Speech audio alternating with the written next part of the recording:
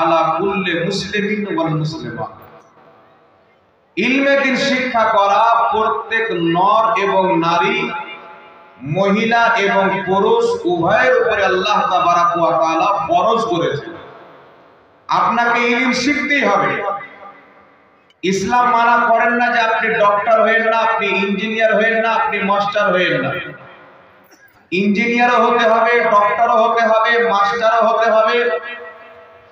তবে আপনি যতই বড় ইঞ্জিনিয়ার হন, যতই বড় ডক্টর হন, কমপক্ষে এতটুকু ইলম কোরআন এবং হাদিসের আপনার জন্য শিখা ফরজ রয়েছে, যাতে করে আপনি হালাল এবং হারামকে বেছে চলতে পারেন এবং নিজের আকীদার হেফাজত করতে পারেন।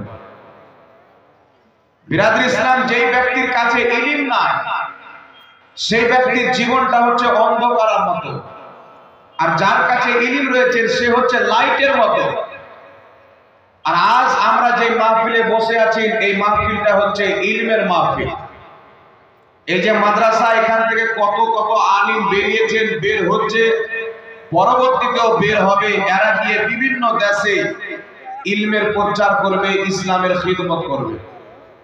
তো বিরাদর ইসলাম, আমার বলার উদ্দেশ্য হচ্ছে যে ইলমে দ্বীন শিখা আমাদের উপরে আল্লাহ তাবারাক ওয়া তাআলা ফরজ করেছেন। আমরা নিজেও ইলমে দ্বীন শিখব এবং আমাদের আলো আওলাদকেও ইলমে দ্বীন শিখাবো। যদি আপনাকে এক টাইমের খাবার কম খেতে হয়, আপনাকে লেবাস কম পড়তে হয়, আমরা দেখেছি এমন একটা জামানা ছিল, আমার মাকে দেখেছি, আমার বাবাকে দেখেছি, তারা দুটি জামাতে কাপড়ে সারা বছর কাটিয়ে দিয়েছে। আমরা তো মেহনাতে জামা পরিবর্তন করি, দিনে দিনে জামা পরিবর্তন করি, কিন্তু যখন আমাদের পিতা মাতা দুটি মাত্র কাপড়ে বছর কাটিয়ে দিয়েছেন, 3 বছর কাটিয়ে দিয়েছেন, তখনও সংসার চলেছে, এখনো সংসার চলছে।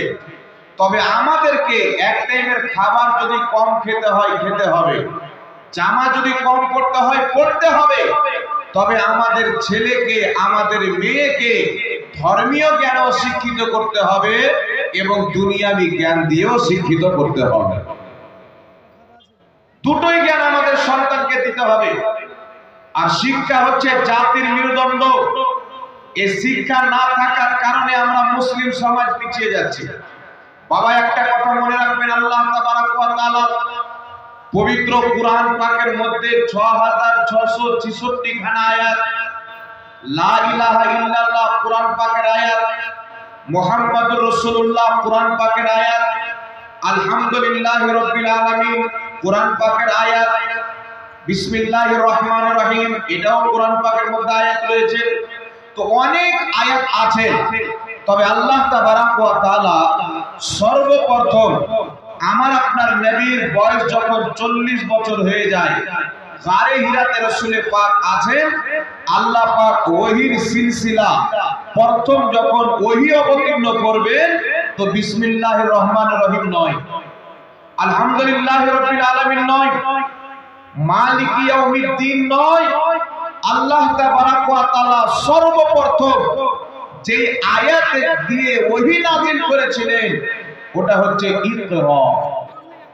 ইকরা, হে আমার নবী, আপনি পড়ুন, আপনি পড়ুন। আমার আপনার নবী সাল্লাল্লাহু আলাইহি সাল্লাম আল্লাহ পাকের ধ্যানে মশগুল ছিলেন। মাইক মানে আওয়াজটা একটু চেঁচাচ্ছে, ঠিক করতে বলুন। মাইক যেখানে আছে না, স্টেজে যাবেন। আল্লাহ তাবারাক ওয়া তাআলা প্রথম ওহী নাযিল করলেন, ইকরা, মাহবুব আপনি পড়ুন। আমার আপনার নবী সাল্লাল্লাহু আলাইহি সাল্লাম বলেছিলেন, মা আনা বিকারি, আমি এখন পড়নেওয়ালা নই, আমি এখন পড়বো না।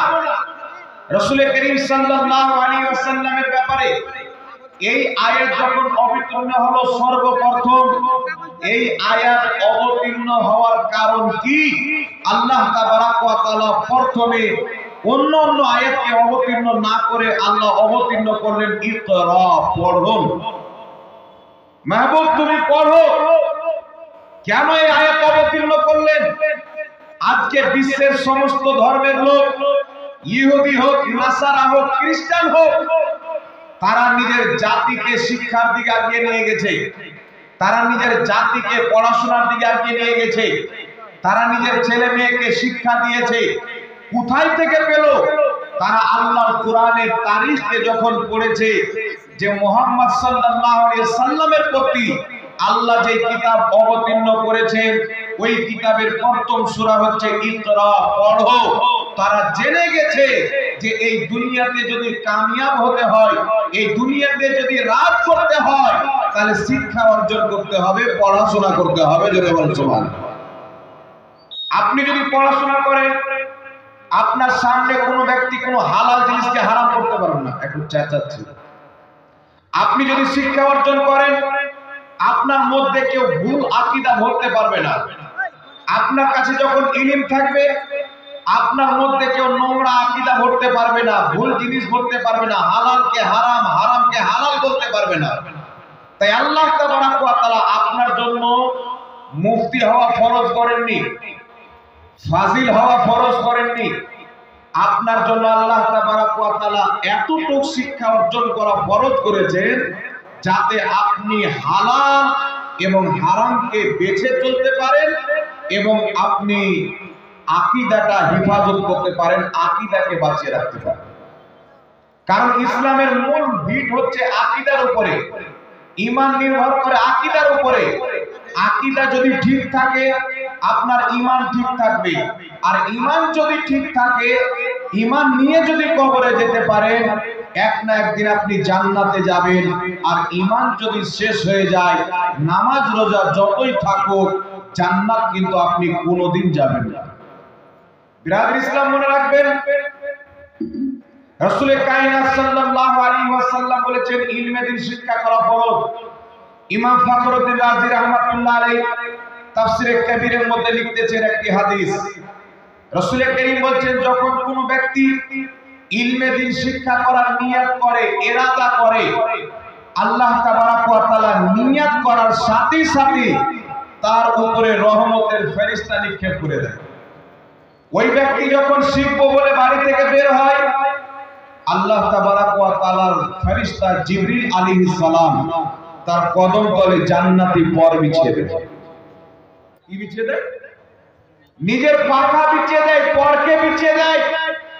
আর রাস্তায় যেতে যেতে, তার বাড়ি হচ্ছে মালদা, ইলমে দ্বীন শিখতে আসবে আপনাদের আলীনগর, রাস্তায় আসতেছে, রাস্তায় আস্তে আস্তে নিবিড় রাস্তাতে কোথাও মারা গেল, ইন্তিকাল করলো।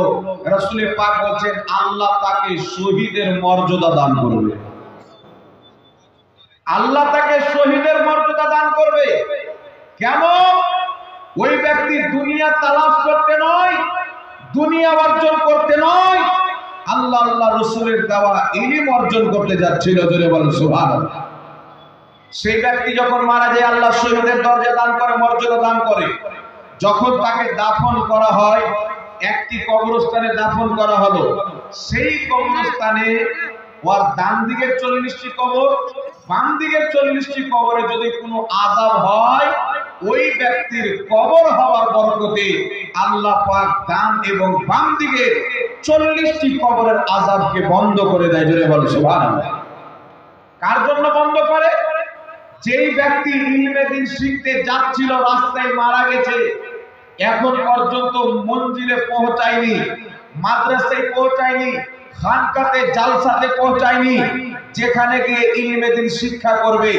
রাস্তায় মারা গেলে যদি এত ফজিলত হয়, যারা এসে ইলমে দ্বীন অর্জন করে, কেউ হাফিজ হয়ে যায়, কেউ কারি হয়ে যায়, কেউ মুফতি হয়ে যায়, কেউ মুনাজির হয়ে যায়, কেউ মুহাদ্দিস হয়ে যায়, তাদের মর্যাদা কত হবে, তাদের ফজিলত কত হবে, আপনি চিন্তা করুন। তাই রাসূল পাক সাল্লাল্লাহু আলাইহি ওয়াসাল্লাম বলেন, মানুষ যদি 3টি জিনিসের দিকে তাকায়, তো তাকালেই ইবাদত হবে, সওয়াব পাবে। 3টি জিনিস কি? রাসূল পাক বলেন, কেউ যদি আল্লাহর ঘর কাবার দিকে তাকায়, কাবার দিকে তাকানো ইবাদত। কেউ যদি পিতামাতার চেহারার দিকে তাকায়, পিতামাতার চেহারার দিকে তাকানো। কেউ যদি হক্কানি আলিমের চেহারার দিকে তাকায়, আলিম ওলামার চেহারা দেখাও ইবাদত, জোরে বলেন সুবহানাল্লাহ। এই আলিমের মর্যাদা এত কেন? তারা ইলম অর্জন করেছে আর নিজের ইলমের মাধ্যমে এলাকাকে আলো দিচ্ছে, নিজের ইলমের মাধ্যমে এলাকাকে ঈমানের আকীদার কথা বলে তাদের ঈমান আকীদার হিফাজত করতেছে, দ্বীনে ইসলামের প্রচার ও প্রসার করতেছে।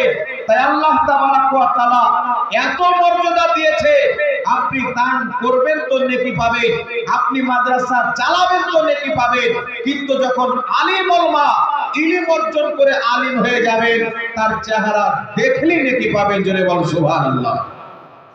রাসূল করিম সাল্লাল্লাহু আলাইহি সাল্লাম বলেন, যারা আলিম ওলামার মজলিসে বসলো তারা যেন নবীগণের মজলিসে বসলো।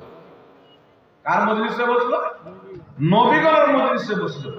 রাসূল কায়নাত সাল্লাল্লাহু তাআলা আলাইহি ওয়া আলিহি ওয়াসাল্লাম বলে, আলিম ওলামার মজলিসে বসা মানে নবীগণের মজলিসে বসা। কারণ যেই আলিম নবী মুস্তাফার কথা বলবে, কুরআন ও হাদিসের আলোচনা করবে, আল্লাহ রাসূলের বাণী মানুষ পর্যন্ত পৌঁছে দিবে, ওই মজলিসে যারা বসে থাকবে তারা এত ফজিলতপূর্ণ যেন একজন আলিমের মজলিসে নয়, নবীগণের মজলিসে বসার ভাই আল্লাহ তাকে এই আলিমের মাধ্যমে দান করবে, জোরে বল সুবহানাল্লাহ। রাসূল কায়নাত সাল্লাল্লাহু আলাইহি ওয়াসাল্লাম দুটোরই ফজিলত বয়ান করেছে। একজন ব্যক্তি যখন পড়াশোনা করবে, সেই ব্যক্তি মেহমানানে রাসূল, রাসূলুল্লাহর মেহমান থাকবে। আর যখন একজন ব্যক্তি পড়া কমপ্লিট করে আলিম হয়ে যাবে, তখন ওই ব্যক্তি নাইবে রাসূল হয়ে যাবে। তাই আমরা যাব কোথায়? সাহাবায়ে কেরামের জামানায় মসলা মাসাইলের প্রয়োজন পড়লে সাহাবা নবী পাকের দরবারে ছুটে যেতেন, ঈমান আকীদার প্রয়োজন পড়লে নবী মুস্তাফার দরবারে ছুটে যেতেন। তাই আমাদের সকলের কর্তব্য, আমাদের জীবনের ধর্মীয় জিনিস যত রকমের মসলা মাসাইল প্রয়োজন পড়বে, ধার্মিক জিনিসে আমরা প্রত্যেকটা জিনিসে রুজু করব আলিম ওলামার দিকে, যারা জ্ঞানী আলিম। কারণ আল্লাহ তাআলা